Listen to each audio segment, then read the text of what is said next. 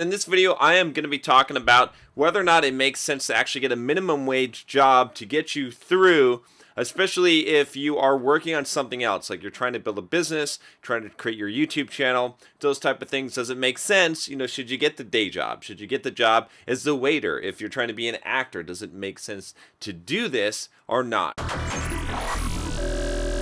What's up, guys? If you're just joining me for the first time, I'm John from BulldogMindset.com, and on this channel I teach you how to have the Bulldog mindset. If you want to find out what exactly that it is, click that subscribe button down below, click the bell so you don't miss any notifications on this channel. So I got this question, a young gentleman by the name of Grant Collins, and I'm sure he doesn't mind me using his name. Hey John, I hope all is well with you. Loving the content on Bulldog Mindset this spring. It's great. Well, thanks Grant, I appreciate it. Sometimes I'm feeling off, but I don't know, feeling good today, so we'll see what happens. A lot of times when I'm feeling good and I make a video, people say, "Are you high?" I need your insights. I had an internship this summer and just got contacted that everything has fallen through, meaning I have no summer job.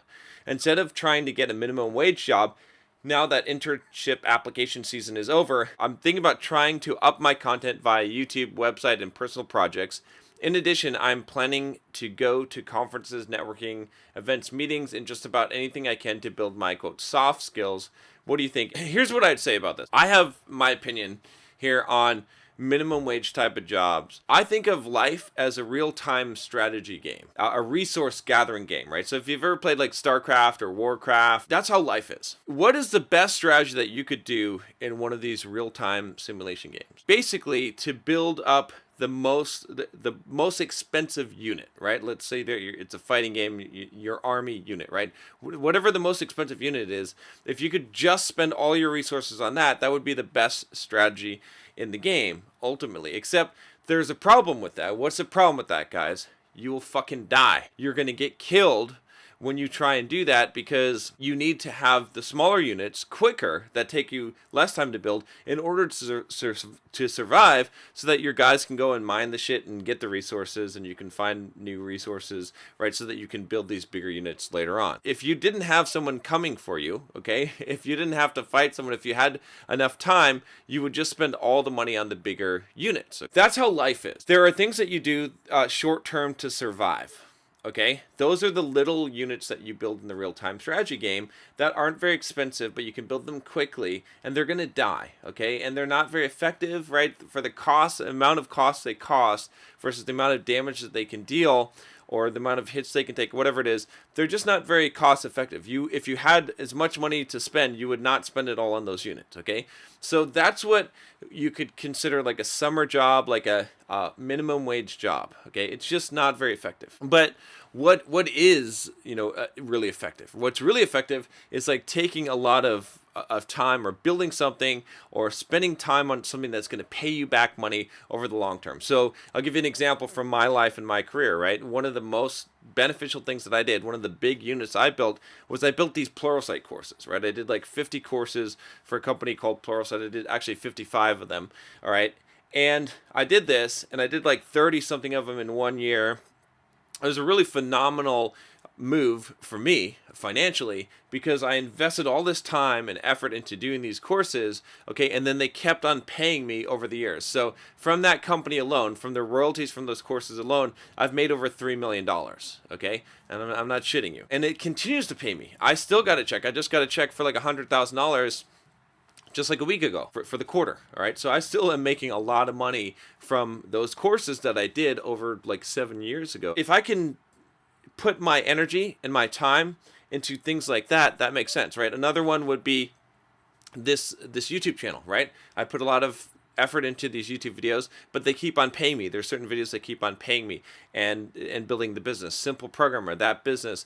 I wrote the blog. I create all these blogs, my book. So the reason why I'm saying this, okay, is to answer this question is because I want you to have the framework. I don't want to just say, oh, should you get the job or not, or should you pursue this? Because the bigger question is, like, if you have the framework, if you understand what I'm saying here, you can probably already answer this question yourself. I don't want you to waste time on stupid minimum wage jobs that pay you $15 an hour or whatever it is, because that's small potatoes. That doesn't matter. It's not going to help you. You're not developing any kind of valuable skill. You're just making a small amount of money, and that amount of money will be irrelevant later on in life. You don't want to go for the short-term small things. But at the same time, it depends on your situation. You have to do a lot of short-term things, right? So for those of you that are watching, why do you get up and go to your job? Okay? Hopefully, it's somewhat of a short-term thing. If you're thinking about becoming an entrepreneur or building a business, right? It's like you have to do it in order to survive. But I never want to trade hours for dollars, okay? I don't want to trade my time for money. That's why, again, you guys that know that I do coaching, but I don't advertise it much on this channel. I don't know if you've noticed that. I talk about it every once in a while, but I have coaching clients. I've got 8 coaching clients right now, and it's full. Okay, I don't want to really have more than 8. I might expand it to 10 at some point, but I don't want to do that. Now, these coaching clients are paying me $1,500 a month or $3,000 a month for an hour or 2 hours of my time. That's it, okay?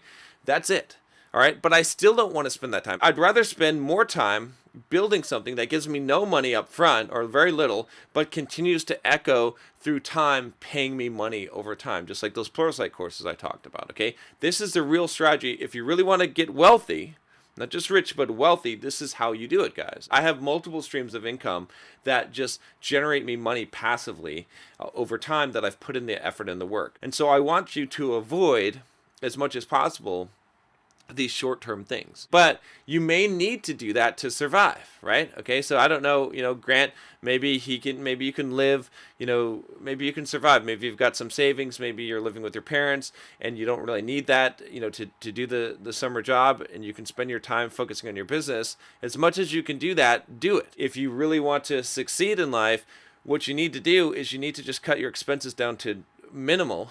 Go live in a studio apartment or share a 1-bedroom apartment with roommates, shitty living situations, and don't eat out and just eat rice and fucking beans or ramen noodles or get free samples from Costco. Figure out what you can do to minimize your expenses as much as possible so that you can spend more of your time and more of your effort and energy on building your business so you can build something useful. So to answer your question, Grant, I think I've already answered it, but to go into a little bit more detail here, it makes sense. You should spend that time working on your YouTube channel, working on your business, building that up. I don't know about going around to conferences and networking events to work on your soft skills. Maybe to some degree, right? I would have a specific plan of how you're going to work on those skills rather than just, wasting time doing that. Or is it going to help you with your channel, right? If you're going to go to these events and stuff, figure out how you're going to get more subscribers to your channel, how you're going to do collaborations with people